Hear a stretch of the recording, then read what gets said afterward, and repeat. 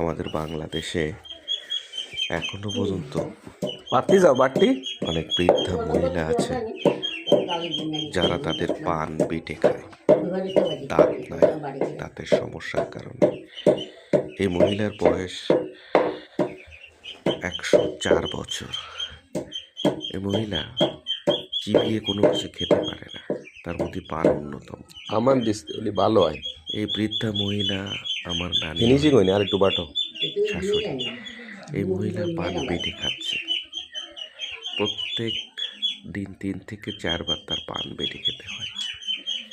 তবু পান খেতে হবে, এত কষ্ট হওয়ার পরেও পান খেতে হবে, কারণ পান যে একটা সুস্বাদু খাবার, খাবারের পরে না খেলে মহিলা পুরুষ কারোরই ভালো লাগে না। দেখেন কত সুন্দরভাবে পান বেটে খাচ্ছে।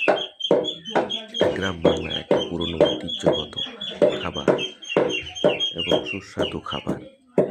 এই খাবার পরে, ভাত খাবার পরে খেলে খুব ভালো লাগে, এক প্রকার নেশা জাতীয় হয়ে যায় মানুষের।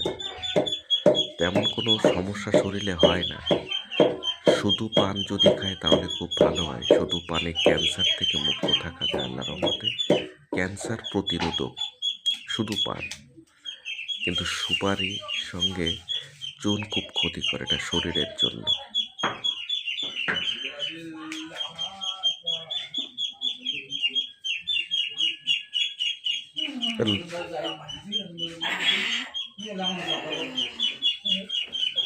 চুন ওর ভিতর দিতে হবে।